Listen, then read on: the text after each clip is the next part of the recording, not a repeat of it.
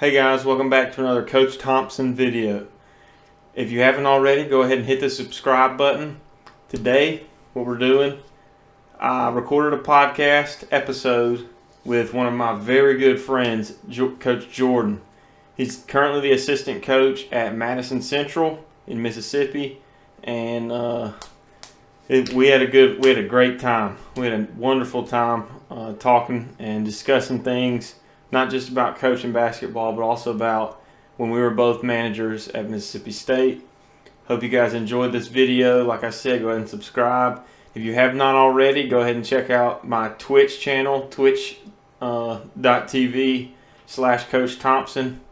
See you guys in the next one. Hope you enjoy it.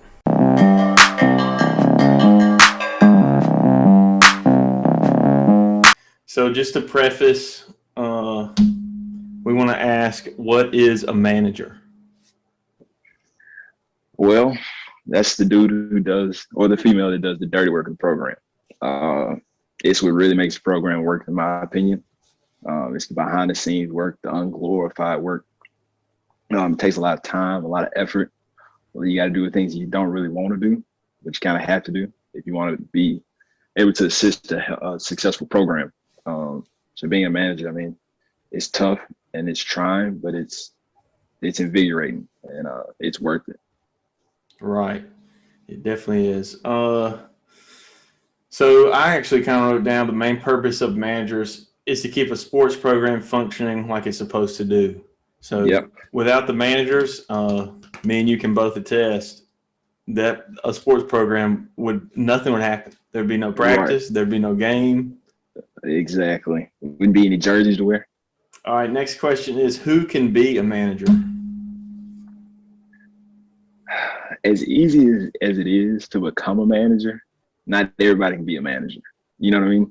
Big facts on that. Yes. So it's one of those things.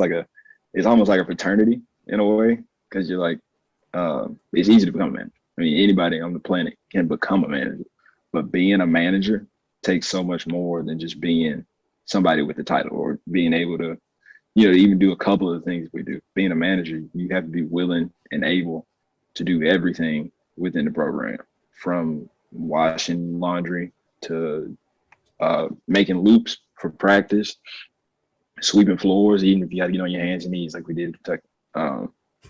You had to be willing to do anything. Yep. Or when Connor is struggling to get sand off the floor on live TV. Exactly. Exactly, on ESPN. All right. So what was your process for becoming a manager? Like, how did you get connected to the position? Mine is a whole lot different than a lot of people's, because mine was kind of in the right place at the right time. I was working for hospitality at Mississippi State. Or take it back. I actually applied to be a manager when I first got to state, and I wasn't able. They didn't pick me to be a manager my freshman year.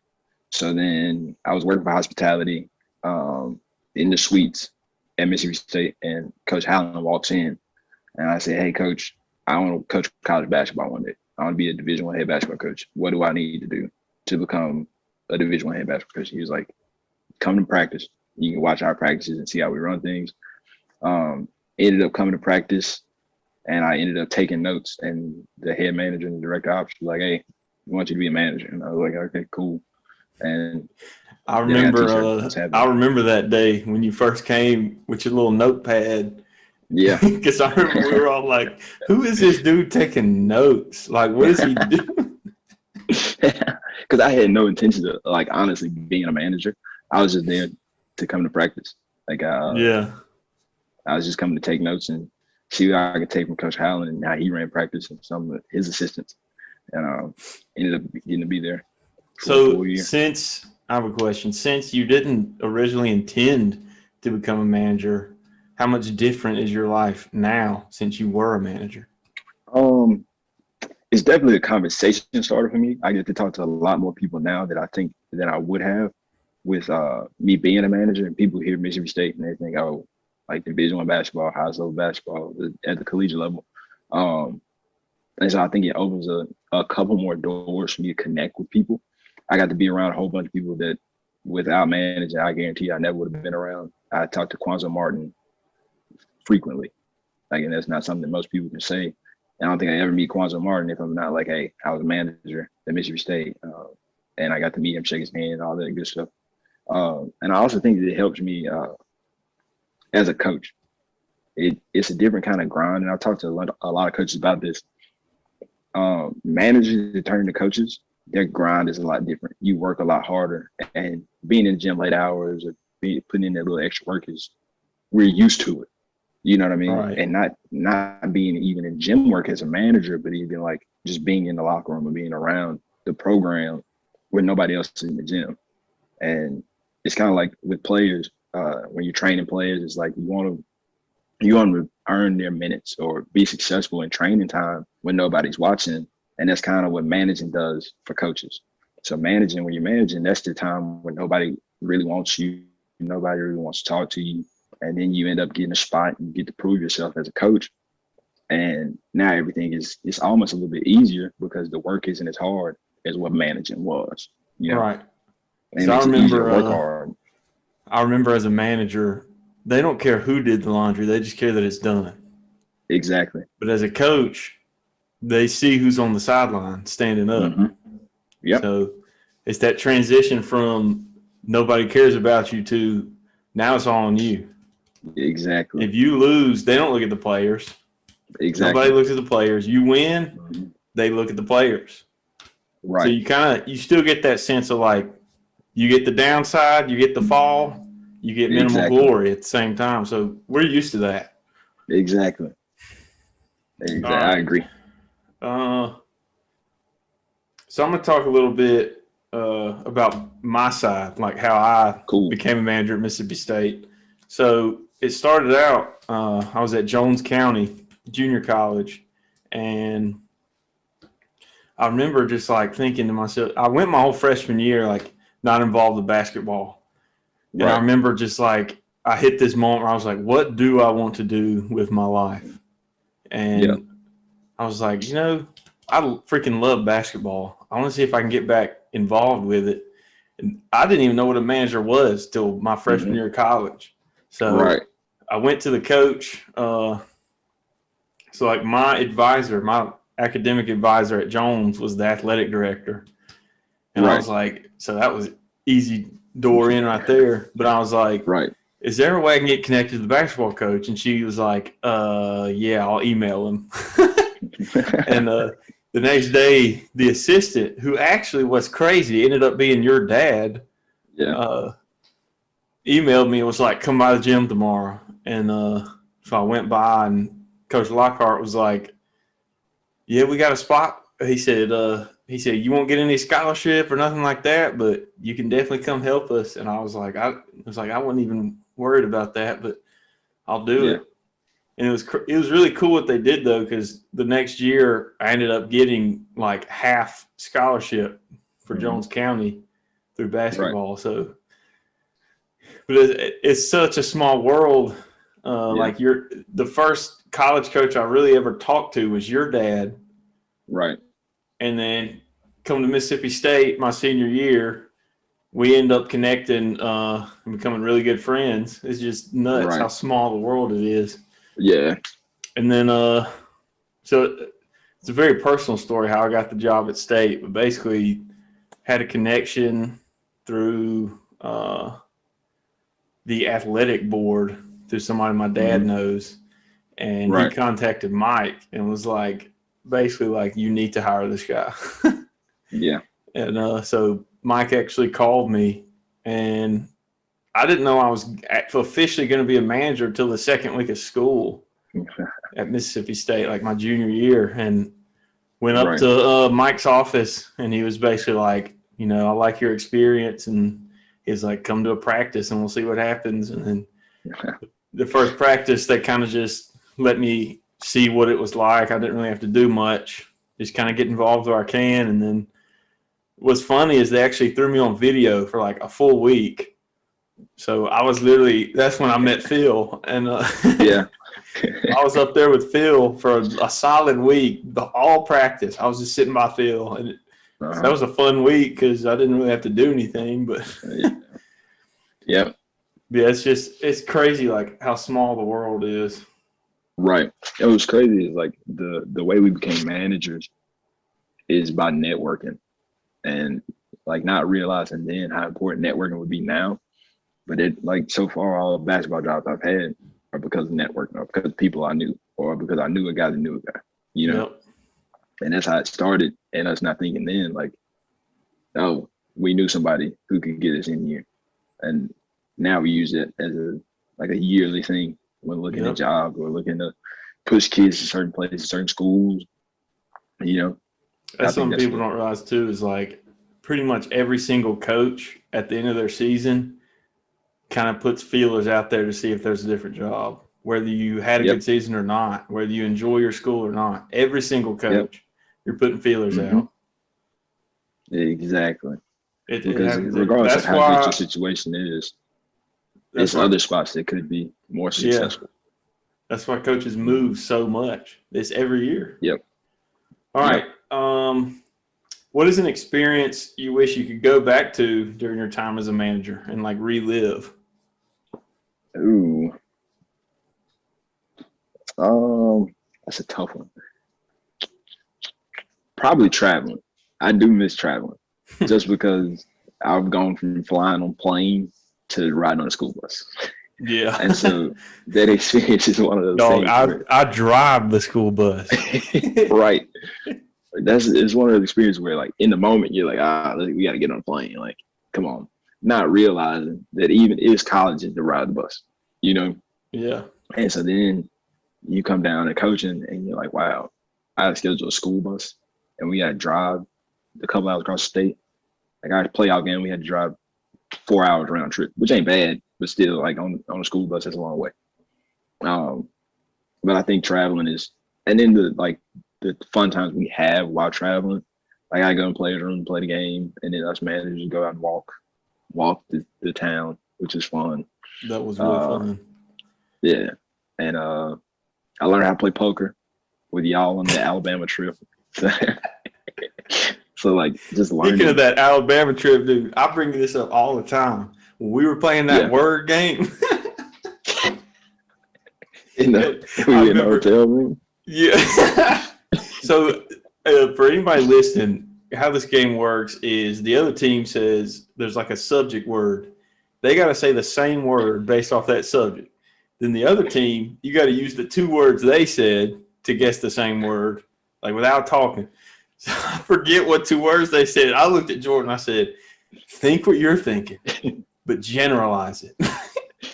And this man goes, if you know what I'm thinking, then say that. Dude, that was probably the funniest like thing that happened in my time as a manager. Yeah. Like that was so funny. Was that the game where Nick got hurt in Alabama?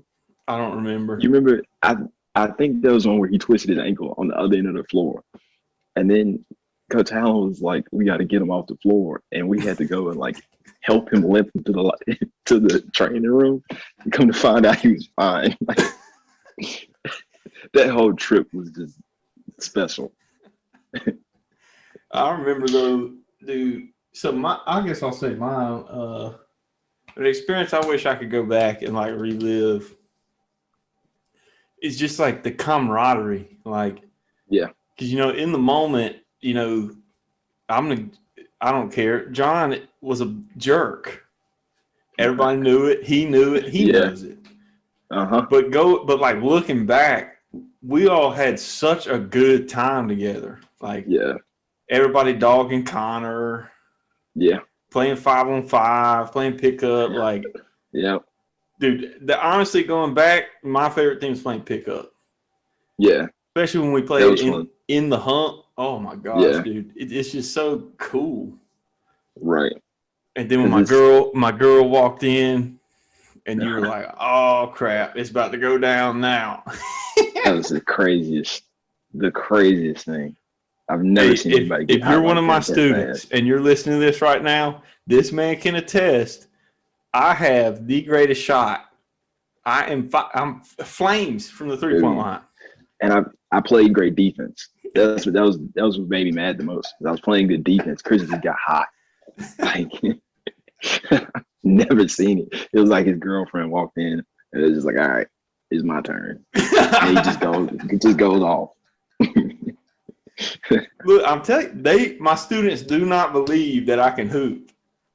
That's crazy. They don't believe it. I'm like, y'all don't even know. Yeah. Yeah, I can attest to you. He put the ball in the basket. All right. What is one thing you dreaded about being a manager?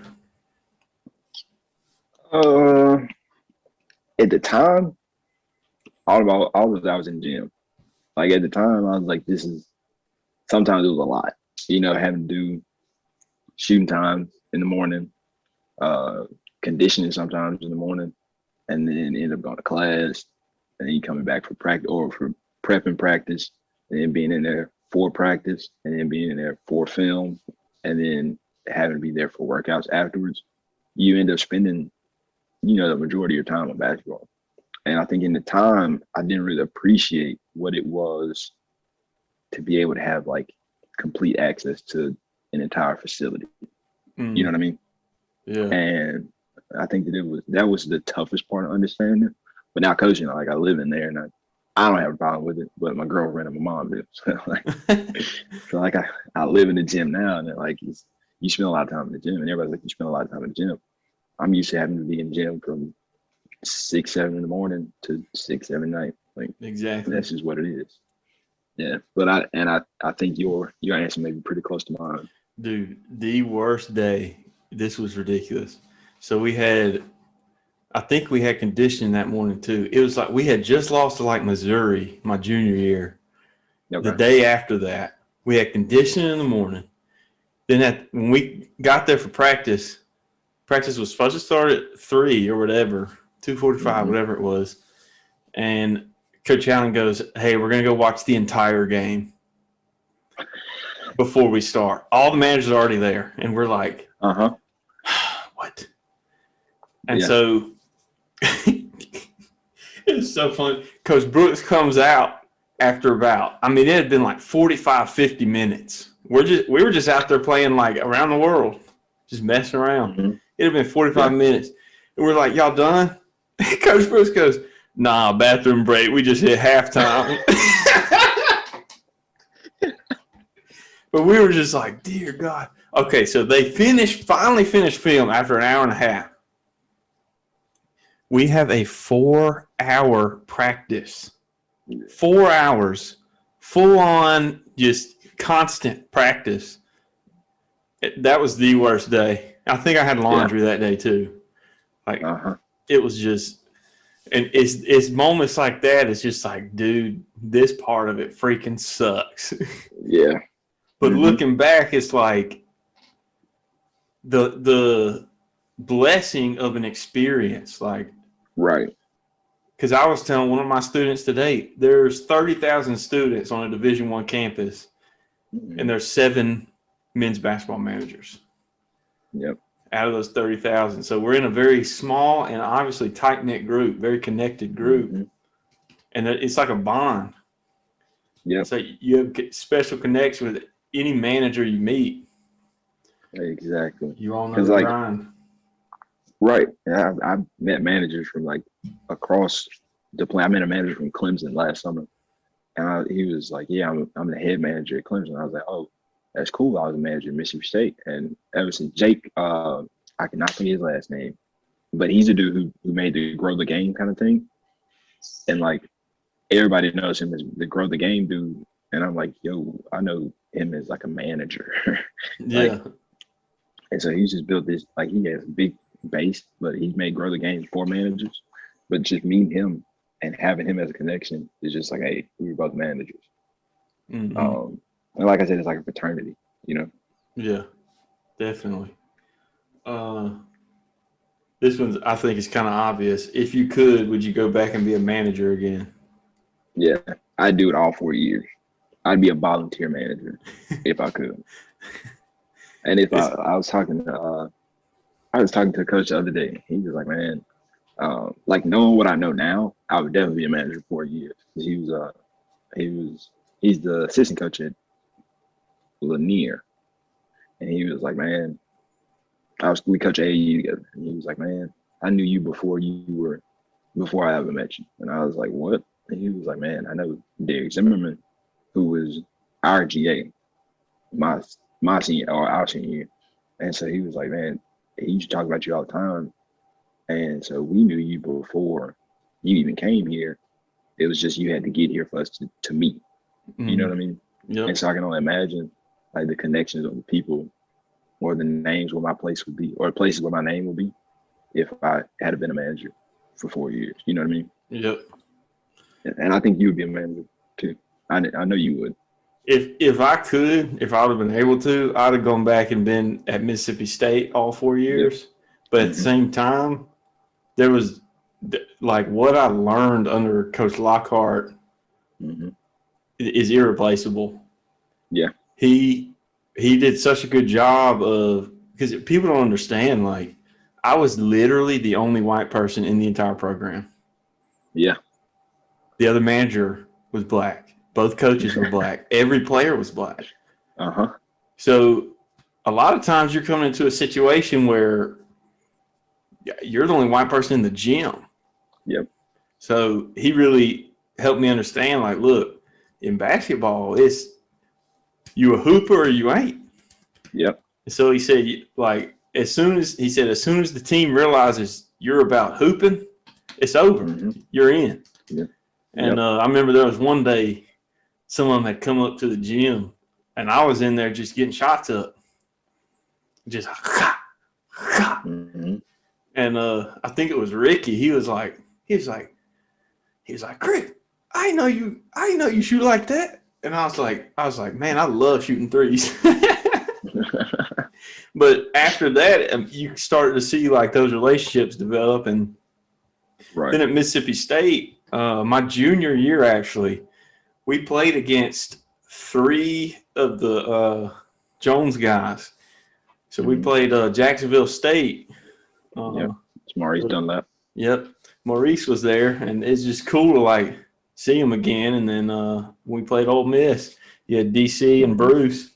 Yep. And me and DC got to connect in the hall after that game, and it was just like, man, like, miss you guys, you know? Like, it's just a bond because we won championships on the grind of, like, 7 days a week, JUCO basketball, like, nothing like it. And, so that's irreplaceable.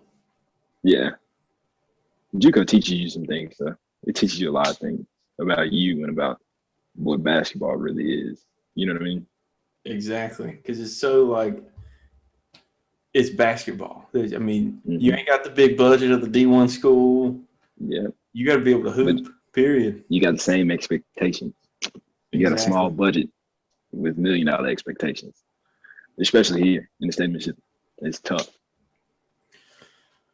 All right. I guess I'll say next question would be,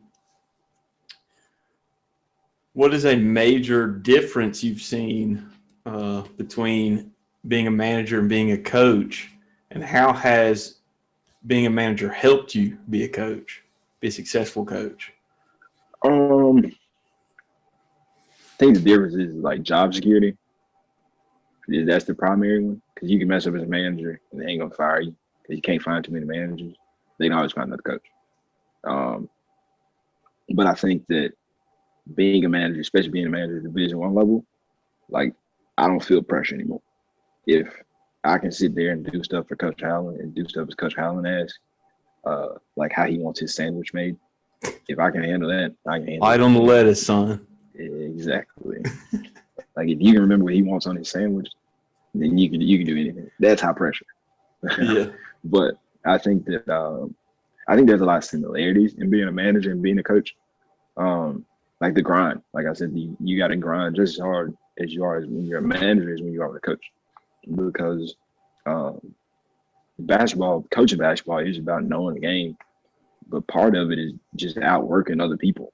If you outwork other people, it'll help you and it'll take you far within itself, and you learn more as you work. Yep. So I think that those things are kind of the same from being a manager and being a coach. So Yeah. What would you say? I mean, you pretty much put the nail in the coffin. Something I think of is, this year our team, I ran the dog crap out of them. Mm-hmm. And obviously the seventh graders were wondering, like, man, why we run so much? That's the Yeah. typical, like, first into the team kind of mentality. But the eighth graders knew in order for us to win, we're going to have to be the hardest working team. Yep. And we saw the outcome of it when we would play teams. Like, we didn't have like a big guy. We had a little size, but we didn't have a big dude. We had like all skill players. So I was like, from the first day of practice, I said, look, guys, we're going to outrun everybody. That's it. I mean, that's our mentality. Run a gun. You get open shot, take it. You get a rebound, put it right back up. We're going back on defense. And so I ran the crap out of them. And we'd come down into games about first, second quarter, teams would be even with us. We'd be up 4, we'd be up 6, we'd be down 2. That third and fourth quarter started grinding. We win by 15. We win by 12. And it's just that you can't hang because we ran more than we're in better condition. And that's part of that, like, mentality of it. If you put in the work, God or the universe, one of them, will reward you for that in the long run.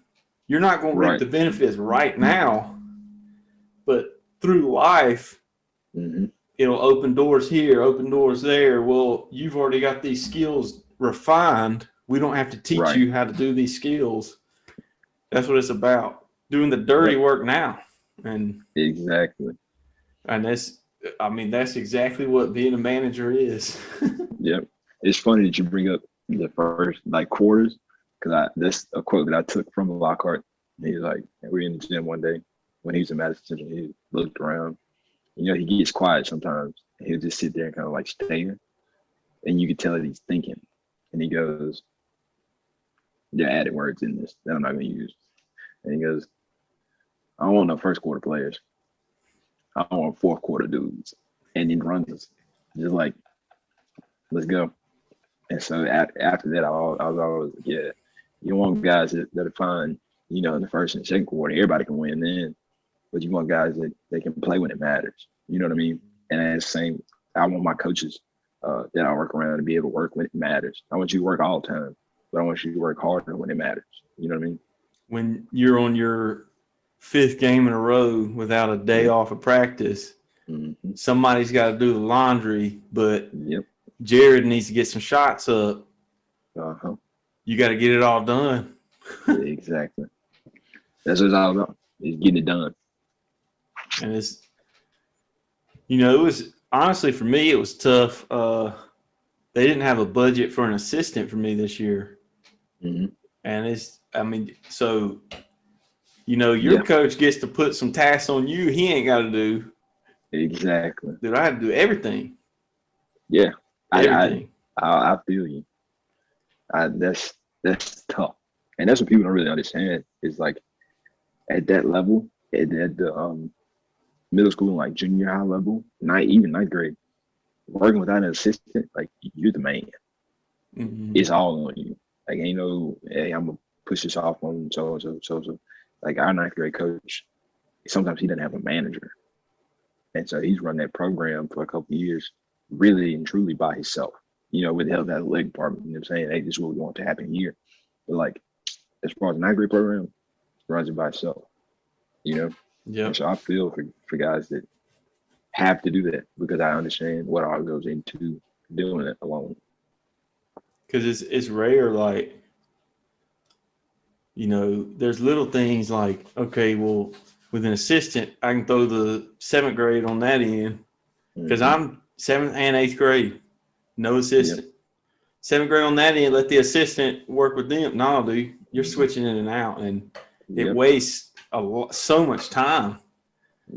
And it sucks for the 7th grade because, like, when you got a team like we had that's going to compete and has a chance to win the championship, you're going to focus on them. And it's just by second nature. It's like, dude, these guys are winning.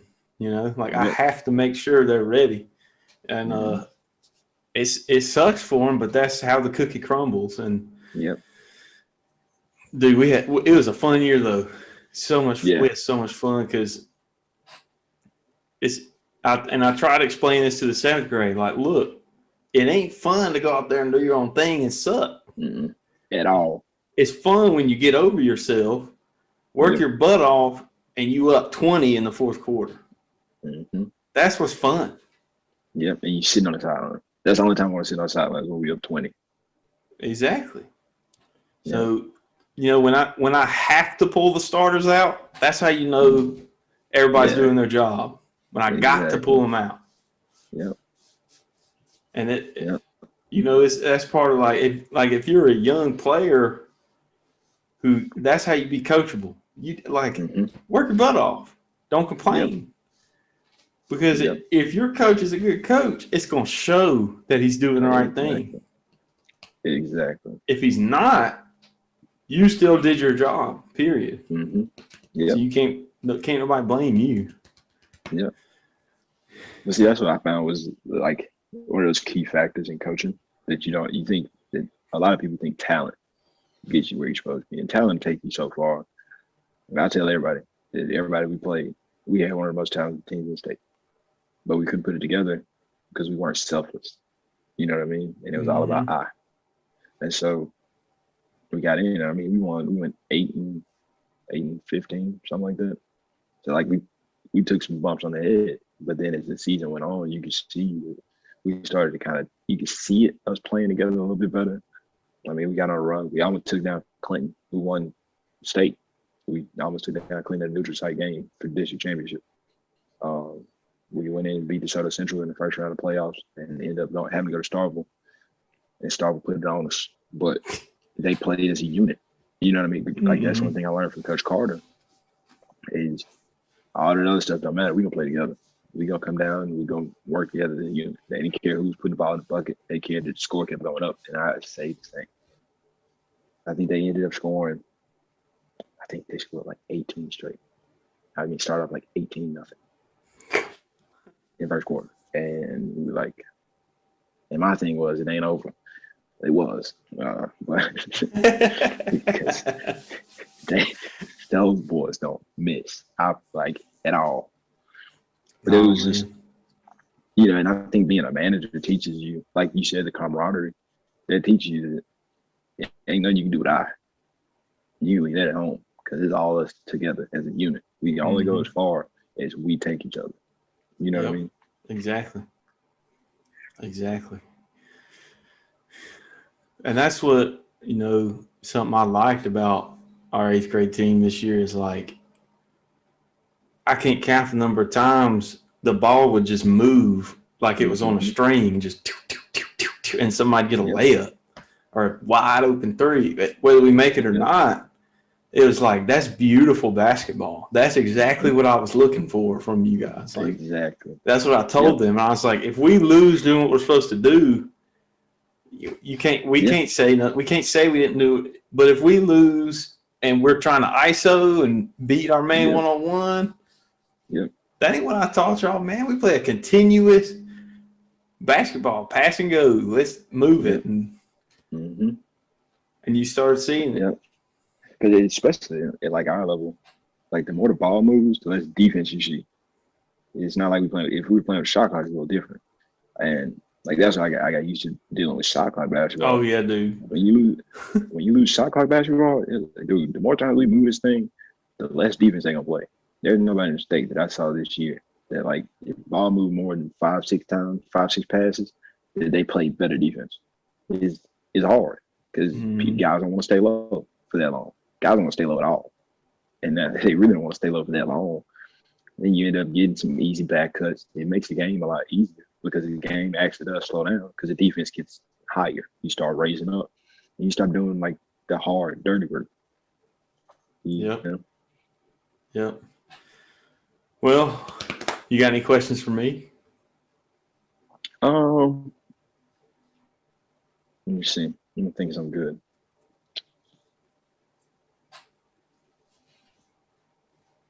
What did you take from managing and apply it to coaching daily? Bro, number one thing, together on 3. Yeah. That was our That was our motto. And we broke down practice. We broke down pregame huddle. Everything was breaking down together on 3. And I preached all year. If we do this together, it don't matter if we win or not. We did something together. And you'll always be connected because of that. And I told them after the last game, when we lost in the playoff game, I was like, guys, y'all need to realize y'all are my first boys team. And that's always going to hit different. Yep. And I was like, together on 3, like we're always together. No matter what happens in life, no matter what you guys go on and accomplish. Yep. I said, I can already tell y'all have the same connection with me I have with my 8th grade coach. And his name's Coach Applin. He's the best coach I ever had. Yep. If it wasn't for him, because I remember in 6th grade, he told me, he was like, Christian, he said, you could be the biggest thing in basketball come out of this school. He was like, all you got to do is grow, because I was about 5'5" at the time. And then, never in my life did I think I would be working at the Division I level. Yeah. But never in my life did I think that was going to happen. And then there it was. I'm at the NCAA tournament, and it's just like, this is freaking nuts. And if it wasn't for him instilling in my mind that I could be good at basketball, we probably wouldn't even be on this Zoom call. Right. And I said, guys, you got to recognize it's an influence. Moving forward, my influence on you is going to carry on the rest of your life. Yep. And I said, that connection will never go away. Yep. And see, the good thing about you is, like, that's when kids, like, first start paying attention to what we're doing. You know what I mean? Because at the latter levels of basketball, once you get into high school, once you get into varsity, even JV, like, I was thinking about one thing, that's putting ball in the bucket. That's pretty much it. But you're teaching so much at that middle school level, at that, like, they hear you all the time, they listen a little bit better, but they're paying attention to what you do because they're trying to find themselves. And so they're finding themselves through you. You know what I mean? And that's why I tell people it's so important to, like, don't just be a good basketball coach, be a good dude, be a good person. Because if not, what's the point in winning all these games, winning all these rings? That's cool, it's fun. But if you're not making good dudes, you ain't a good coach. It's like, okay, we won these games, but our coach is a jerk. Yep. It's like there's a difference between being hard on your team and being a jerk. And I was definitely hard on them. I kept them accountable, but they always knew once we were off the floor, once practice was over, once the game was done, we dapping up. Exactly. We messing with each other. I'm janking them, janked the crap out of some of them this year. And and that's honestly why I love basketball. You don't really see that in any other sport. In basketball, it's just off the court, it's so relaxed. Yep. But I think it's because we don't have as many numbers. As soon as that tip goes up, game time. That's how it's supposed to be. I was a big pacer too, like on the sideline, dude. I could not sit down. I couldn't do it. I've only seen one coach is like a continuous sit down dude. And that's Greg Carter. And I was like, I'm gonna be like Greg Carter. Can't do it. John Wooden was that way. I know that. Yeah. Because his famous quote is, if we're not prepared that I have to tell them what to do during the game, then I didn't do my job. Yep. That's how you win 11 NCAA championships. Exactly. Yep. But for me, it's like, I'm just so, like, excited. I'm like, let's go whoop their tail. Yeah. I got to stand up. I just start walking back and forth. Yeah. That's what I tell people. I was like, it'd be the same if I didn't coach hard. I've been waiting my whole life to coach. And you think I'm just going to coach and be like real chill and relax and have my feet kicked up? Can't do it. No, dude. It was funny. My very first game last year when I was coaching girls, very first game, I got a technical foul. And I was like, all right, I got to chill out a little bit. But I got real mad a couple of times this year, and I didn't get any texts this year, but I made some refs, man. Yeah. It's like, it's just stuff like, if you gonna make a call like that, I have to be Yeah. allowed to say something to you. Uh-huh. And it's just, if you're gonna be that lazy, Yep. some referees just stay at half court, and I'm like, Uh-huh. And make the call. I'm like, what are you doing? Yeah. Oh, Yep. it makes me so That mad. one gets me. And then the back dude, the last guy down the floor is the guy that makes the foul call underneath the goal. That one eats me up too. I'm like, dog, come on. Yeah. Ugh. All right, you got any more questions? I think that's it. All right, man. It was great talking to you. Again, I wish I could dap you up, give you a hug. Miss you, brother. Yes, sir. Obviously, Good to be on, man. one of my very closest friends in the coaching world for sure. Yeah. Like I said, I think it just goes back to when you're a manager with each other. There's just a certain bond, and that it will never go away. You know, Yep. it could be 20 years the next time we actually see each other in person, but it's going to be like we just left state. Exactly. And that's what I love about it. It's just Yep. tight knit, you know. Yep. I agree. All right, man. I'll let you get to it. Appreciate you coming on the call and letting me get some good content for the YouTube channel. Yes, sir. Anytime. All right. Love you, man.